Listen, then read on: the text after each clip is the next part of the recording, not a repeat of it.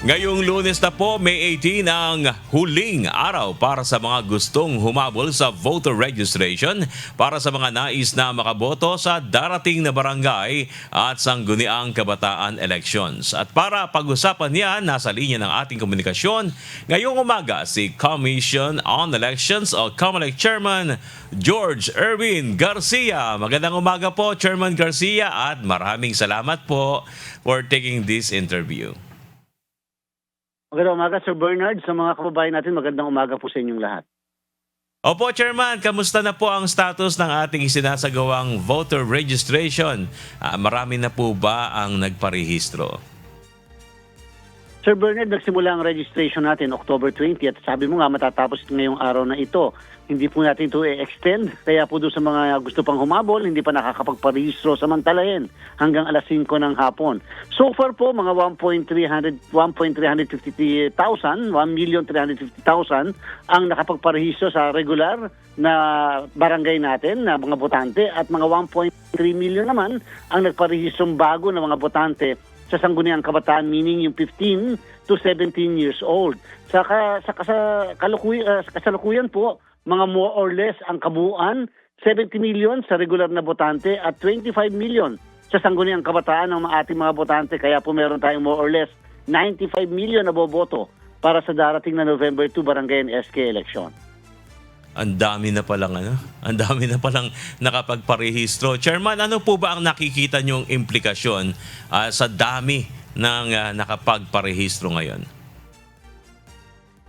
Alam niyo po, napakagandang indikasyon niyang dumadaming bilang ng ating mga botante sapagkat nangangahulugan lamang dahan-dahan na ipapaunawa natin sa ating mga kababayan ang kahalagahan ng pagboto, ang kahalagahan ng barangay and SK elections na maaaring ito ay maliit na halalan para sa kanila, subalit ito po ay kaparaan upang makita natin yung ating mga barangay official sa kasalukuyan. Nararapat pa ba natin silang mapanatili o dapat na silang mapalitan? Ay yan po ang kagandahan ng isang halalan, na ito ay isang periodic na ginagawa natin, regular na ginagawa natin, at mapalad tayo kumpara sa ibang bansa na hindi naman nagkakaroon ng halalan sapagkat at least yan ay isang simbolo, pinakamataas na simbolo ng demokrasya ng isang bansa na may boses ang bawat isa anuman ang katayuan sa buhay.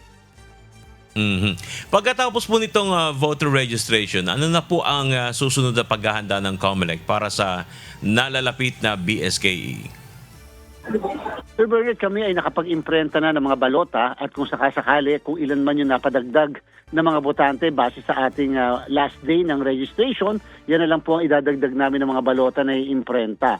More or less 95% na pong handa ang inyong COMELEC sa pagsasagawa ng halalan para sa November 2. Ang susunod po natin, siyempre, yung pagtitrain ng ating mga guro na maaaring lagi sanay na mag-hold ng eleksyon nung gamit ang makina. Ito po kasi ng halalan natin ng barangay at SK ay mano-mano. Wala po itong gagamiting makina, kung kaya dapat ay ating muling maituro, ma-train ang ating mga guro na maglilingkod bilang electoral board members. Ganon din naman yung ating PNP, AFP, Philippine Coast Guard at iba pang miyembro ng law enforcement agencies natin ay kinakailangan lagi natin pinupulong upang ma-assess natin ang sitwasyon sa buong bansa. So far, wala po tayong mga untoward incident o election-related incidents or violence na nangyayari patungo sa barangay and SK elections. Tatandaan ng lahat, bago po dumako tayo sa election sa November 2, ang COMELEC po ay naghahanda rin sa kasalukuyan para sa September 40 naman na Bangsamoro parliamentary election. Opo. Chairman, usapang paghahanda pa rin. Itong mga nakararanas po kasi tayo ng mga rotational brownout. Kasama po ba sa pinaghahandaan ninyo yung senaryo na magkakaroon ng brownout? Sir Bernard, lagi natin kaugnayan ang Department of Energy sa bagay na yan at lagi nilang binibigay sa atin, halimbawa sa buwan na ito, sa period na ito, sa araw na ito, alin yung magpa-fluctuate yung power supply, alin yung magkakaroon ng kakulangan sa power supply. Pero alam niyo po, pagka mag-election kasi sinisigurado lagi ng Department of Energy, kasama na yung mga ibang utility providers, na sila ay naninigurado na itong panahong ito, halimbawa mag-election, ay walang brownout o walang power interruption upang magtuloy-tuloy po yung ating ginagawa na paghahanda. At least yung mga ilang araw bago mag-eleksyon, araw ng eleksyon, at yung pong ilang araw din pagkatapos ng halalan. Ayun. Ito pong hanggang ngayon kasi Chairman, may mga panawagan po na wag daw ituloy yung barangay at SK elections. At kung sakali po ba na mapopostpone ito, pwede pa rin po bang magkaroon to ng impact sa inyo namang preparation para sa 2028 elections?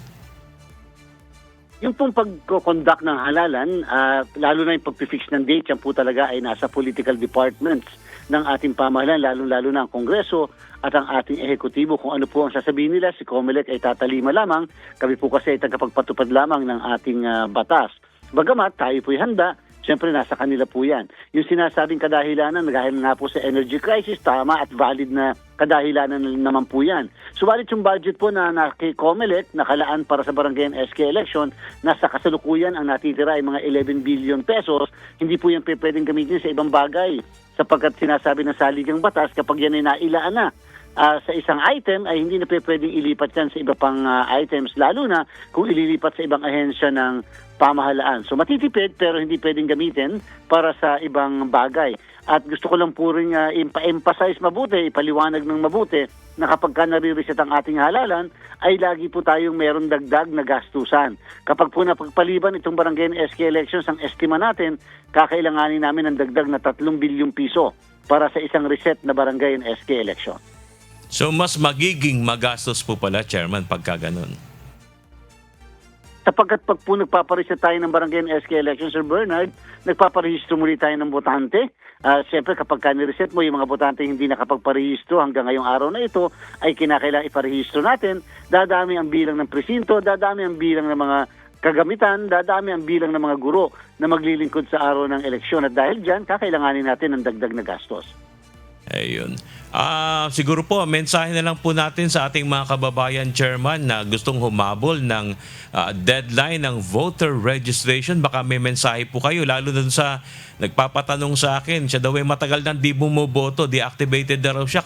Kasama daw po ba siya sa pwede pang magrehistro? Siyempre po hanggang ngayong araw na to, lahat ng klase ng registration ay pwedeng gawin. Reactivation, pwedeng magparehistro bilang bagong botante, pwedeng magpa-transfer ng registration o magbago sa kung anuman datos sa kanilang registration.